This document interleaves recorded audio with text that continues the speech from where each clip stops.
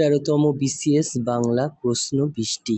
শৈবাল দিগিরে বলে উচ্চ করি শির, লিখে রেখো এক ফোঁটা দিলেম শিশির। এই অংশটুকুর মূল প্রতিপাদ্য অকৃতজ্ঞতা। মুসলিম ভারত নামক সাহিত্য পত্রিকার সম্পাদক ছিলেন মোজাম্মেল হক। কোন দুটি অঘোষ ধ্বনি? ছ। কোন বাক্যে ডাক ডাক গুড়গুড় প্রবাদটির বিশেষ অর্থ প্রকাশ পেয়েছে? ডাক ডাক গুড়গুড় করে কি লাভ, আসল কথাটি বলো। বঙ্কিমচন্দ্র চট্টোপাধ্যায়ের কৃষ্ণকান্তের উইল উপন্যাসের প্রধান দুটি চরিত্রের নাম গোবিন্দলাল ও রোহিণী। যা পূর্বে ছিল এখন নেই, এক কথায় কি হবে? ভূতপূর্ব। কোন বাক্যে সমুচ্চয়ী অব্যয় ব্যবহৃত হয়েছে?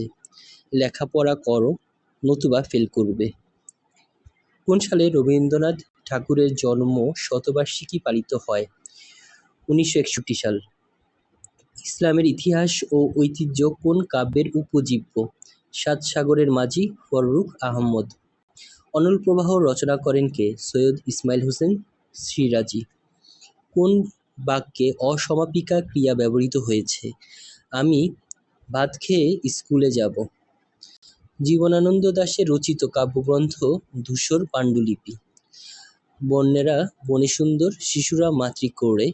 উক্তিটি প্রকৃত তাৎপর্য হচ্ছে জীবন মাত্রই স্বাভাবিক অবস্থায় সুন্দর। কোন বাক্যে নামপুরুষ ব্যবহৃত হয়েছে? ওরা কি করে? মধ্যপদলোপী কর্মধারয়ের দৃষ্টান্ত হাসি মাখা মুখ, হাসি মুখ। কোনটি ঐতিহাসিক নাটক? রক্তাক্ত প্রান্তর। মাইকেল মধুসূদন দত্তের দেশপ্রেম প্রবল প্রকাশ ঘটেছে সনেটে।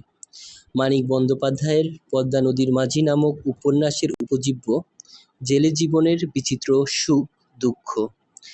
বাংলা বানান রীতি অনুযায়ী একই শব্দের কোন বানান রীতি শুদ্ধ?